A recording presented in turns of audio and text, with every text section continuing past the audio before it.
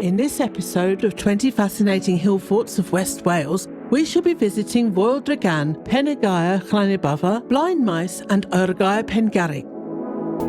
If you enjoyed this video, be sure to like, share, subscribe or click the bell notification icon to be notified when the next episode is posted.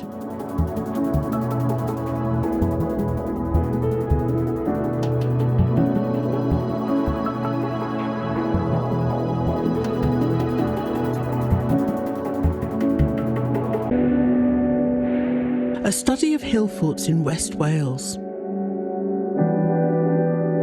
Welsh Iron Age Hillforts were built using different materials from their counterparts in what would later become England.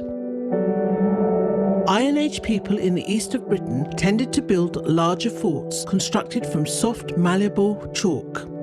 Building a hillfort on chalkland would involve scooping out the chalk and moulding it into revetments for palisades to be placed on top.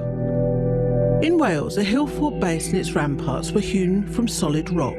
Using stone as a building material, the Iron Age builders constructed dry stone walls and stone revetments topped by a palisade of wood. Why are most hillforts of West Wales usually smaller than their English counterparts? One obvious reason is that chalk is easier to work, but there may be other considerations. West Wales may have contained a small, sparse population, allowing less manpower to spare for such huge undertakings. Building a hillfort presented challenges, not only of quarrying the stones, but moving them across hills and valleys. The Welsh landscape differs entirely from gentle, chalk downland in the east. Wales possesses steep hills and high mountains, separated by deep ravines and heavily wooded valleys, not to mention streams and rivers. A long journey must have been arduous and dangerous in the Iron Age, so building a stone fort could have been especially difficult. Yet, incredibly, stone blocks were quarried and moved around these wild hills to construct hillforts in the most commanding positions. The method for transporting building materials in the Iron Age is a mystery. There is very scant evidence of horsepower or the wheel in this period in West Wales, although a chariot burial has been recently excavated in Pembrokeshire. Sleds have been used until very recent times to transport people and goods. Probably, when levelling an area for a fort's foundations, many displaced stones already on the site would be utilised in the construction of the fort. Considering the challenges of negotiating the landscape, as well as frequently ruthless weather, why go through so much trouble to build a hillfort? In West Wales, around Cardigan Bay, they appear to be defensive structures, strongholds of territorial commanders guarding against invasion. Also, they may have been a welcoming place for visitors, offering protection, a safe place to share news and entertainment, as well as to trade. Their advantageous position in the landscape allowed unfettered observation of traffic from the sea or rivers, making a hillfort a place to share intelligence and gather information about movement. This Welsh coast would have benefited from Irish sea trade routes, as people could arrive from Ireland or the western seaboard of Europe. The discovery of an amber bead shows a connection to Baltic trade.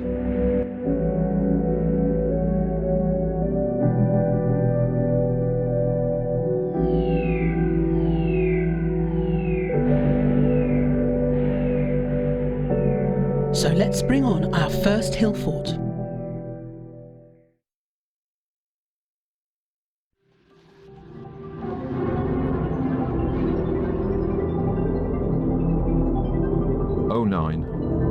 WA 1895, Foel Dragan, Pembrokeshire, Shibemfro. A major rocky contour hillfort located high above the headwaters of the Avon Tarf at the eastern end of the Mynydd Bryseli Hills, in a strategic position to command possible routes. The circuit comprises two widely spaced stone and earth banks, now dilapidated and vegetation covered, with traces of flanking ditches. The inner bank rises 1 metre above the interior and above the ditch, into which it has largely collapsed, masking its outline. outer bankless, with dry stone wall facing visible on inner and outer face, as well as on the outer face of the inner bank.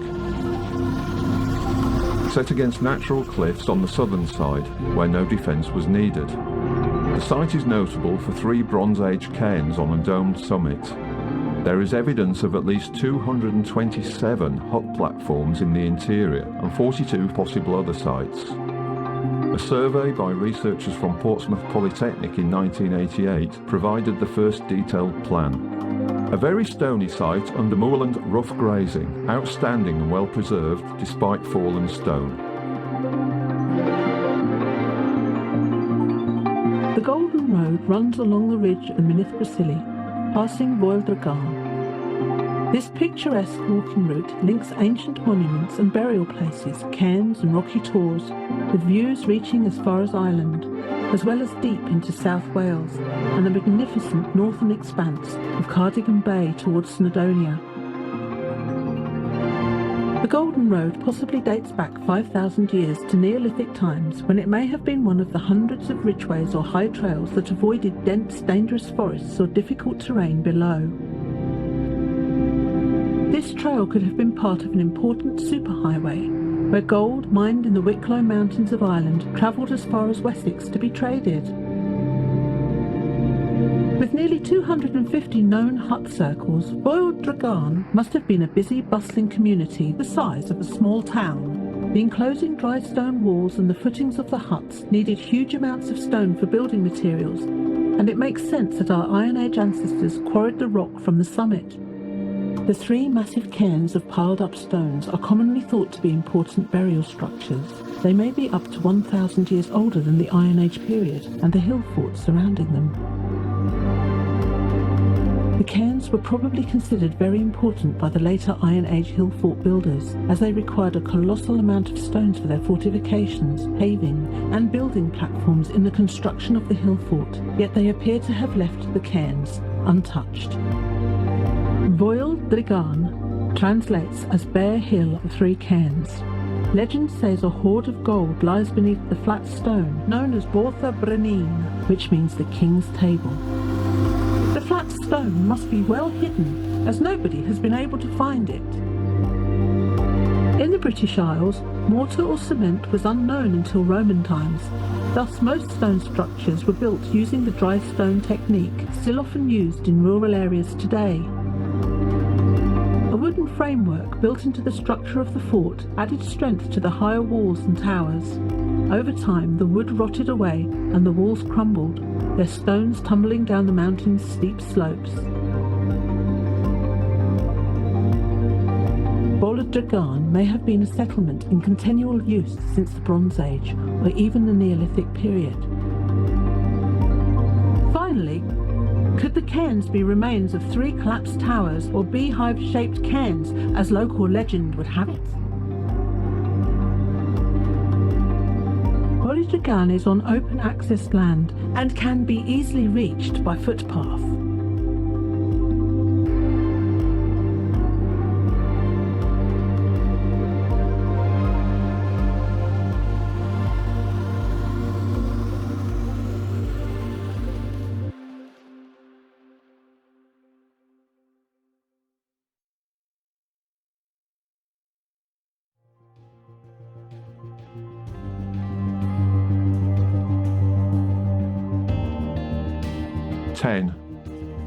WA 2127, Penagair, Llanybother, Carmarthenshire.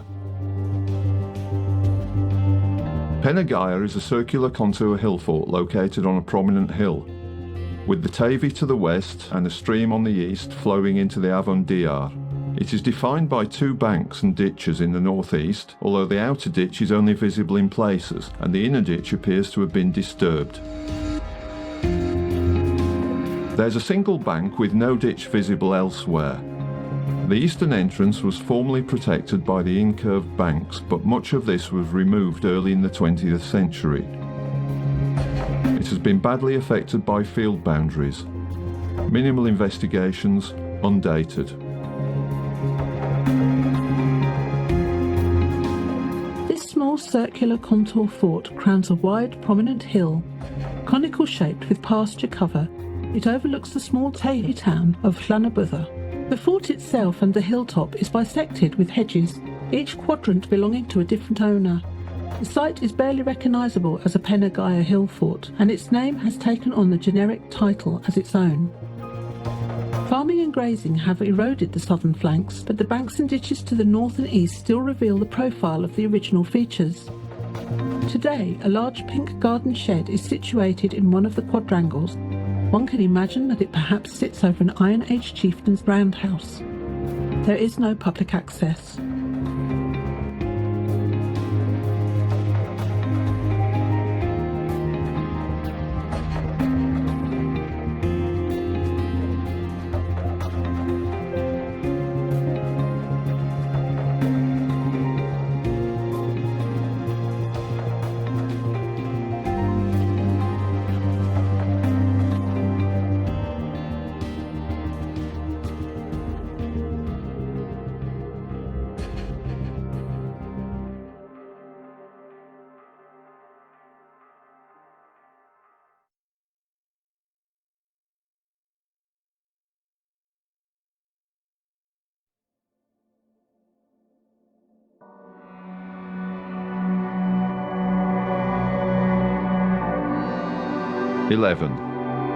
WA 2258, Blind Mice, Pencarreg, Carmarthenshire. A large contour hill fort located on the prominent summit of a west-facing promontory overlooking the Avon Tavy and Clean Pencarreg from the east. Single bank and ditch, best seen on the eastern side where the bank is up to 1 metre high and 3 metres wide, with a 4 metre wide outer ditch. Possible internal enclosure recorded on aerial photographs of the 1940s, but not now visible on site. No entrance defined. Minimal investigations. Undated. This large defended Iron Age settlement sits on a high promontory overlooking Avon Tavy and Llyn Pencarreg, a lake of glacial origin. A Roman road bisects the lake below the fort, connecting nearby San Helen with the Roman town of Carmarthen. In 1917, near the lake, the head of an iron mace was discovered. Analysis revealed a probable prehistoric origin, even though it was found on the surface of the Roman road. It may have been a votive offering to the lake, rediscovered in Roman times. A possible Roman camp was recently found close by, suggesting that the Romans were present and engaged in subduing the community of this large settlement. There is a public footpath close to the north with some overlooking views.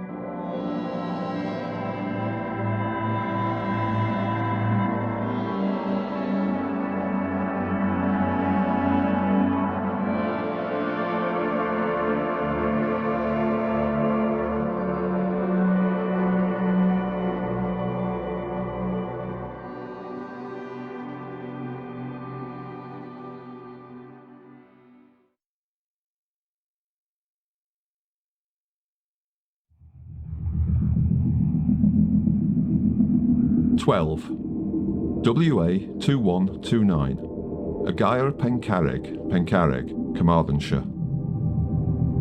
A fine contour hill fort located in a commanding position with far-reaching views, situated on the summit of a small knoll on Mynydd Pencarreg and at the headwaters of streams to the east and west flowing into the Avon Tavy to the north.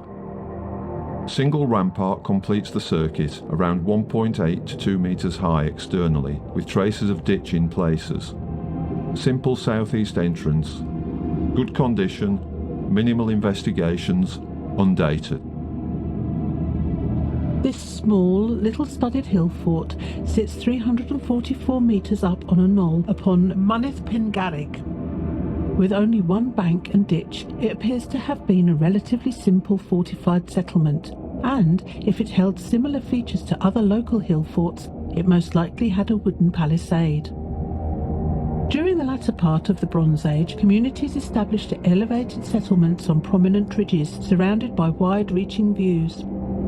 Valleys often had a dangerous river at their base and dense shrubs and trees which made travelling dangerous. Britain's wilderness landscape, particularly the west of Wales, contained wild animals such as bears and wolves, not to mention nefarious human raiders. This elevated defensive enclosure probably functioned as a safe home away from predators. There is a public footpath 100 metres to the east side with views.